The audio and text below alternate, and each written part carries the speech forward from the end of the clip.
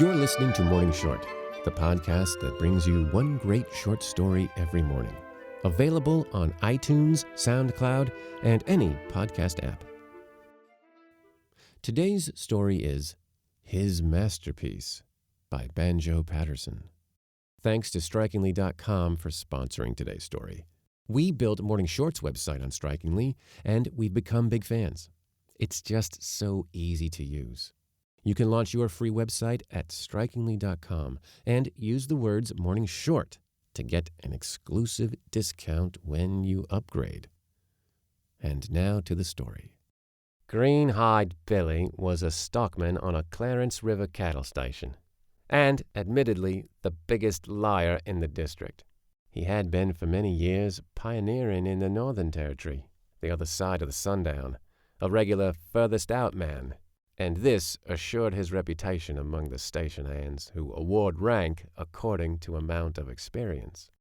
Young men who have always hung round the home districts, doing a job of shearing here or a turn at horsebreaking there, look with reverence on riverine or Macquarie River shearers who come in with tales of runs where they have 300,000 acres of freehold land and shear 250,000 sheep. These again pale their ineffectual fires before the glory of the Northern Territory man, who has all comers on toast, because no one can contradict him or check his figures. When two of them meet, however, they are not fools enough to cut down quotations and spoil the market. They lie in support of each other and make all other bushmen feel mean and pitiful and inexperienced. Sometimes a youngster would timidly ask Green-Hide Billy about the terra incognita. "What sort of a place is it, Billy? How big are the properties? How many acres had you in the place you're on?" "Acres be damned," Billy would scornfully reply. "Hear him talking about acres. Do you think we were blanked cockatoo selectors? Out there we reckon country by the 100 miles. You ought to say, how many thousand miles of country, and then I'd understand you." Furthermore, according to Billy, they reckoned the rainfall in the territory by yards, not inches. He had seen blackfellows who could jump at least 3 inches higher than anyone else had ever seen a blackfellow jump, and every bushman has seen or personally known a blackfellow who could jump over 6 feet. Billy had seen bigger droughts, better country, fatter cattle, faster horses, and cleverer dogs than any other man on the Clarence River. But one night, when the rain was on the roof, and the river was rising with a moaning sound, and the men were gathered round the fire in the hut smoking and staring at the coals, Billy turned himself loose and gave us his masterpiece. "I was droving with cattle from Mungry Banbone to Old Corlett Station on the Buckadownton River." Billy always started his stories with some paralyzing bush names. "We had 1,000 head of store cattle, wild, mountain-bred wretches that charge you on sight. They were that handy with their horns they could skewer a mosquito.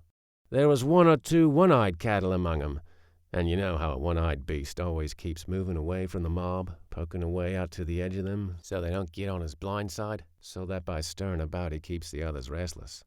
They had been scared once or twice, and stampeded and gave us all we could do to keep 'em together. And it was wet and dark and thundering, and it looked like a real bad night for us. It was my watch. I was on one side of the cattle, like it might be here, with a small bit of a fire, and my mate, Barcoo Jim, he was right opposite on the other side of the cattle, and had gone to sleep under a log. The rest of the men were in the camp, fast asleep. Every now and then I'd get on my horse and prowl round the cattle, quiet-like, and they seemed to be settled down all right. And I was sitting by my fire, holding my horse, and drowsing, when all of a sudden a blessed possum ran out from under some saplings and scratched up a tree right alongside me. I was half asleep, I suppose, and was startled anyhow, never thinking what I was doing. I picked up a fire stick out of the fire and flung it at the possum. Whoop! Before you could say Jack Robinson, that 1,000 head of cattle were on their feet and made one wild, headlong, mad rush right over the place where poor old Barcoo Jim was sleeping. There was no time to hunt up materials for the inquest. I had to keep those other cattle together. So I sprang into the saddle, dashed the spurs into the old horse, dropped my head on his mane, and sent him as hard as he could leg it through the scrub to get to the lead of the cattle and steady them. It was brigalow, and you know what that is. You know how the brigalow grows. Saplings is about as thick as a man's arm, and that close together a dog can't open his mouth to bark in 'em. Well, those cattle swept through that scrub, leveling it like as if it had been cleared for a railway line.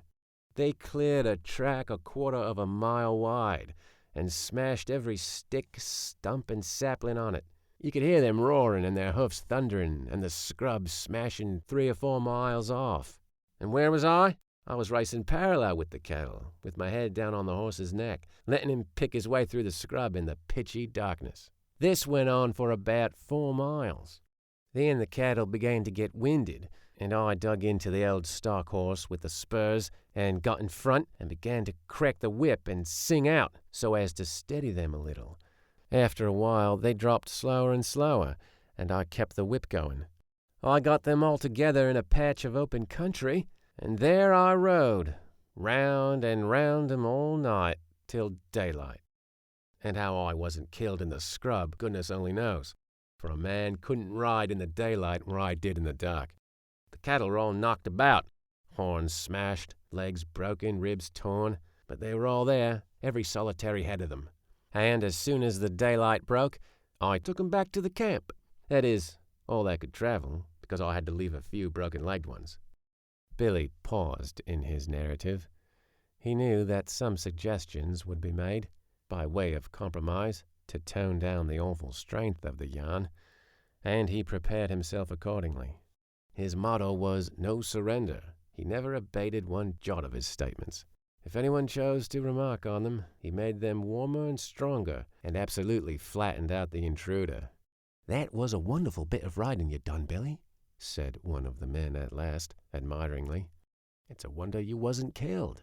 I suppose your clothes was pretty well tore off your back with the scrub." "Never touched a twig," said Billy. "Ah," faltered the inquirer, "then no doubt you had a real ringing good stock horse that could take you through a scrub like that, full spit in the dark, and not hit you against anything." "No, he wasn't a good 'un," said Billy decisively. "He was the worst horse in the camp. Terrible awkward in the scrub he was. Always falling down on his knees, and his neck was so short you could sit far back on him and pull his ears." Here that interrogator retired hurt. He gave Billy best. After a pause, another took up the running. "How did your mate get on, Billy? I suppose he was trampled to a mummy." "No," said Billy. "He wasn't hurt a bit. I told you he was sleeping under the shelter of a log. Well, when those cattle rushed, they swept over that log like 1,000 strong, and every beast of that herd took the log in his stride and just missed landing on Baku Jimmy by about 4 inches. The men waited a while and smoked to let this statement soak well into their systems. At last one rallied and had a final try. "It's a wonder then, Billy, that your mate didn't come after you and give you a hand to steady the cattle." "Well, perhaps it was. Only that there was a bigger wonder than that at the back of it." "What was that?" "My mate never woke up all through it." Then the men knocked the ashes out of their pipes and went to bed.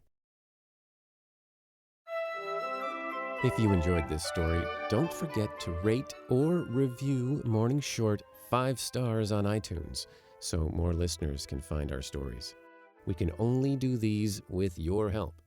Support for Morning Short comes from Strikingly.com. We became big fans at Morning Short after spinning up our site on Strikingly. It's just so easy to use. If you need to launch a beautiful website for your portfolio or startup idea or business, you must check out Strikingly. You don't need any tech or design skills. Join the hundreds of thousands of entrepreneurs and other creatives that have already launched their sites with Strikingly. Start yours today at Strikingly.com for free.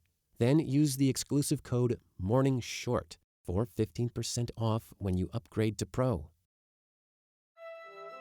Learn more about the Morning Short Project and sign up for our daily emails at morningshort.com.